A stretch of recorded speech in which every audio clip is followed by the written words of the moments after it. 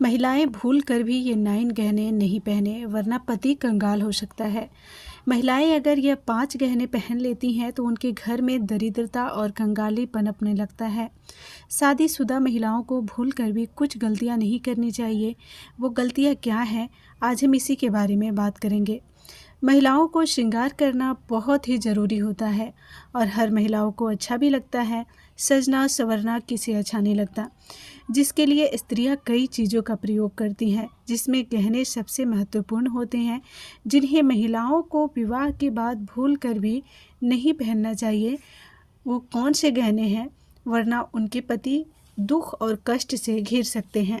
दोस्तों, वीडियो को अंत तक देखिएगा ताकि संपूर्ण जानकारी आपको प्राप्त हो सके। वीडियो कैसी लगी कमेंट के ज़रिए मुझे ज़रूर बताइएगा और चैनल को सब्सक्राइब किए बगैर कहीं नहीं जाइएगा। चैनल को सब्सक्राइब करके वीडियो को लाइक कर लीजिएगा और बेल आइकन को प्रेस करके वीडियो को आगे भी ज़रूर शेयर कर दीजिएगा, ताकि इस वीडियो का फ़ायदा आपके घर में आपकी माताएं, बहनें, आपकी दोस्त, फ्रेंड सभी उठा सके। नंबर 1, सुहागन महिलाओं के लिए उनका मंगलसूत्र, माथे पर सिंदूर और हाथों में चूड़ियाँ, इन 3 चीज़ों का बहुत महत्व होता है, जिसका अगर महिला अच्छे से इस्तेमाल करे तो उसका पति धनवान बन सकता है। अगर कोई महिला अपने पति के नाम के श्रृंगार करती है तो उसके पति की आयु भी लंबी होती है और उसका भाग्य भी चमकता है। लेकिन अगर वह अपने श्रृंगार में कुछ ऐसे गहने पहन लेती हैं जिससे वास्तु और पुराणों के अनुसार बिल्कुल भी शुभ नहीं माना जाता, तो उनके पति का भाग्य धीरे धीरे करके खराब होने की संभावना बढ़ने लगती है और एक दिन ऐसा आता है कि उनके पति बिल्कुल कंगाल हो जाते हैं और वो परेशान रहने लगती हैं। नंबर 2, हमारे शास्त्रों में यह बताया गया है कि किसी व्यक्ति को सबसे भारी दोष तब लगता है जब वह व्यक्ति किसी दूसरे व्यक्ति की चीज़ों को इस्तेमाल करता है। खासकर अगर कोई सुहागन महिला अपने सुहाग के सामान या फिर साज श्रृंगार किसी दूसरी महिला से मांग कर इस्तेमाल करती हैं, जैसे कि मांगी हुई कान की बाली अपने कानों में डालें, तो यह घोर पाप कहलाता है। इससे उनका वैवाहिक जीवन खराब हो सकता है और कई दोष आपके ऊपर लग सकते हैं। ऐसे में आपको मंगलसूत्र भी किसी और का इस्तेमाल कभी नहीं करना चाहिए, ना ही अपना मंगलसूत्र किसी के साथ शेयर करना चाहिए। मंगलसूत्र, सिंदूर, बिंदी ये किसी के साथ शेयर करने की चीज़ नहीं होती है, नहीं तो आपके दाम्पत्य जीवन में बहुत बुरे प्रभाव देखने को मिल सकते हैं। खास करके अगर आप किसी और महिला से मांगकर सिंदूर, चूड़ी या फिर कान की बालियां पहनती हैं या फिर अपनी सिंदूर, चूड़ी, बालियां शेयर करती हैं किसी के साथ, आप बिल्कुल सावधान हो जाइए और आप भी किसी से यह चीज़ें ना मांग के पहनें।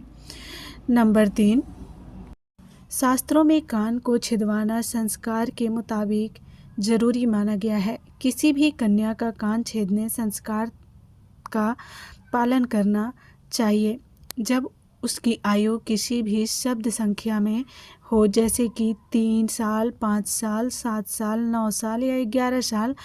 इसी तरह के आगे बढ़ती हुई वर्षों में हो जाना चाहिए। इसके साथ इस बात का भी ध्यान रखना चाहिए कि कन्याओं का जब कान छेदा जा रहा हो तो पहले उनका बायां कान छेदना चाहिए। कन्याओं का पहला बायां कान छेदना, ऐसा करना बहुत ही शुभ माना जाता है। इसी के साथ शास्त्रों में बालिकाओं को के बारे में यह बताया गया है कि अगर बालिकाओं को नाक छेदवाना हो तो उनकी बाईं तरफ के नाक को छेदना चाहिए। बालिकाओं की दाईं तरफ की नाक को कभी भी नहीं छेदना चाहिए।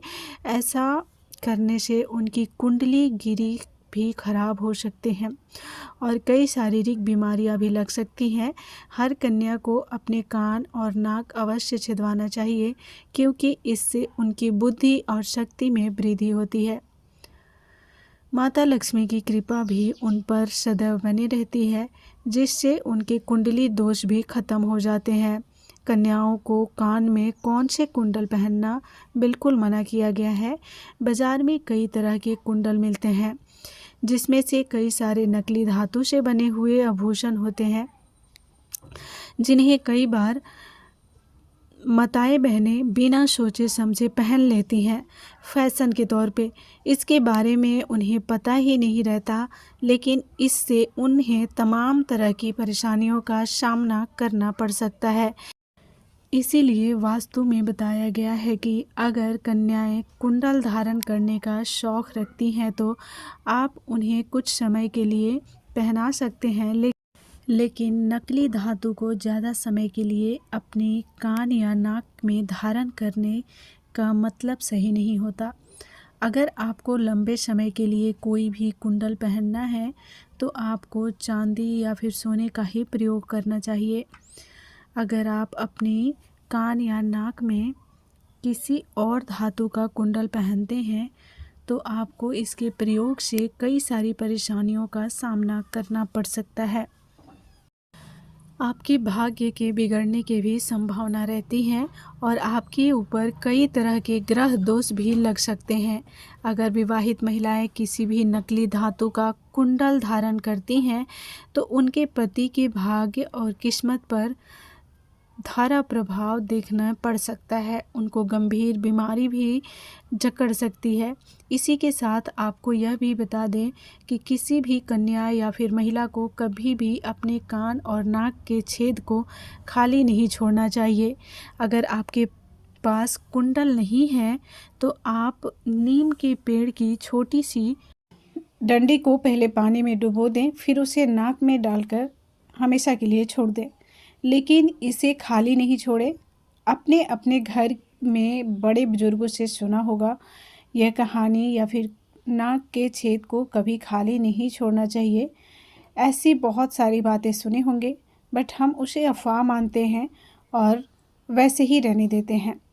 ऐसा ना करें वरना अनर्थ के समान होता है।